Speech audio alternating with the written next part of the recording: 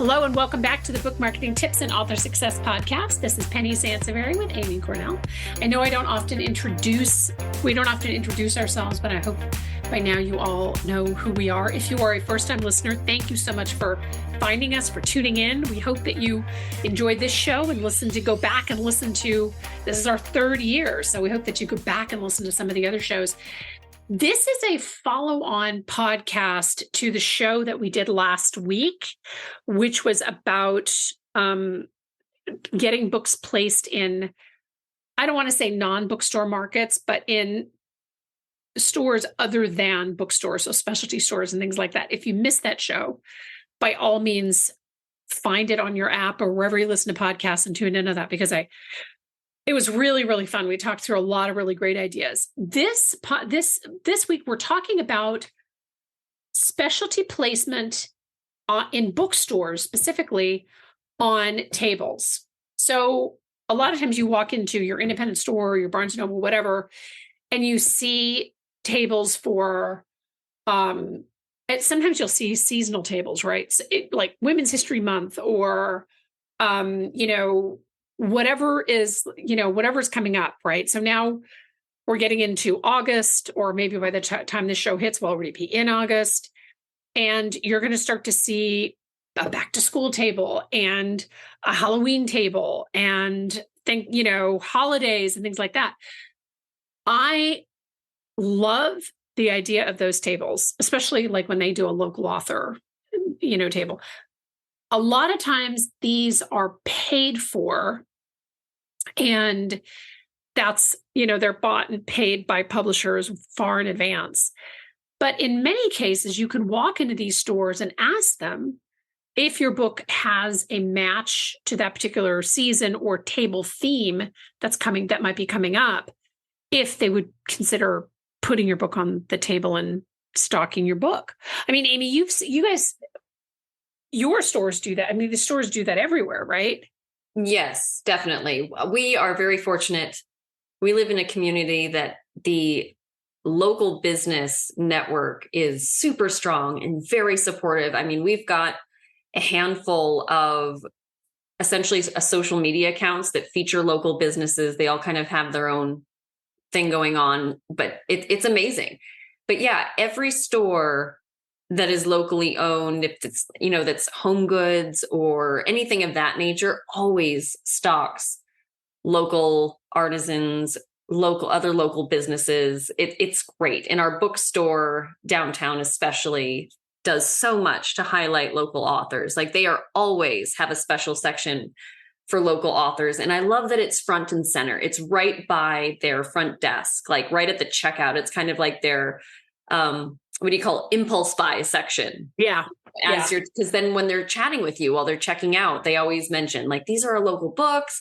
Have you heard of this author? I see you have a kiddo with you. I mean, they're so smart, and it's so good to see that there are still people out there that are pushing that angle, Yeah. Yeah. So I think at a bare minimum, even if you say, well, Penny, my book doesn't really tie into any season in particular, walk into your local bookstore or any store most stores have specialty tables. I mean, even Hallmark has specialty tables, seasonal specialty tables. Well, then again, all of Hallmark and any of those types of stores are always redone by season, but they almost always have a local author table. And that should be the first thing that you do, is get your book placed on that local author table, even if they just stock a few copies, right?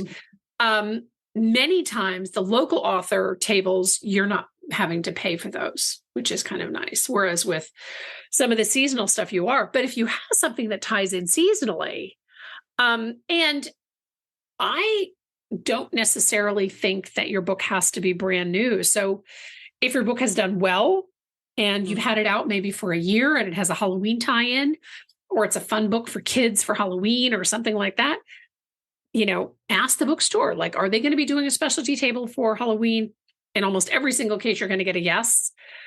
Would they consider bring a copy of your book in, bring a sell sheet, make sure that you have, some paperwork with you, your author bio, your sell sheet, which should have the information about the book and offer to leave the books with them on consignment, something like that. But this is a great time of year to start considering, because these specialty placement on these tables is really going to start to ramp up now.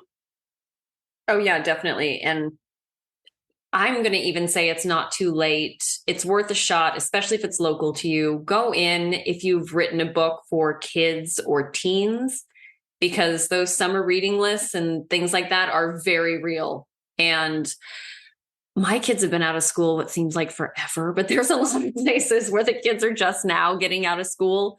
So there's a lot of summer break left for a lot of places around the country.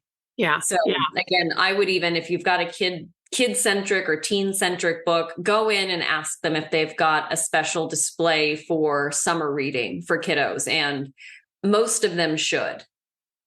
Right, exactly. Yeah. So it definitely, I think that exploring this specialty placement is in bookstores, but also in other different types of, outlets, could potentially be a great way to get your book out locally. And it's something that is so often forgotten, but it's nice to get that kind of exposure. And as I mentioned in the prior podcast, if you are going to get placement on one of those tables, make sure to mention in, the information, or when you're talking to the bookstore manager or store manager, that, you'll definitely promote it in the media and see if they'll be interested in doing an article talking about where they can get the book locally, things like that. So you want to make sure that you're putting out your best efforts to let them know that you're going to help to get the word out. So it's not just about the book sitting there on a table, because it's nice to have it on the table, but it's nicer when you get a call from that store saying, oh, we sold out of your books and we have to, you have to bring some more.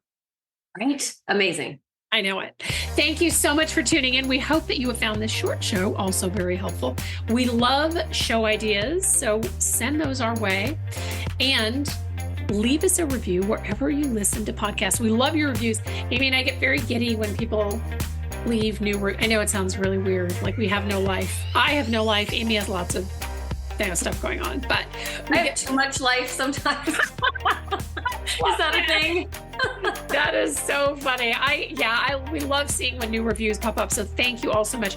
Thank you for listening. And also thank you. Sometimes people just contact us and say, we love your show, or we learned so much. So thank you so much for that feedback. This is Penny Sansevieri and Amy Cornell, and we'll see you next time. Bye-bye.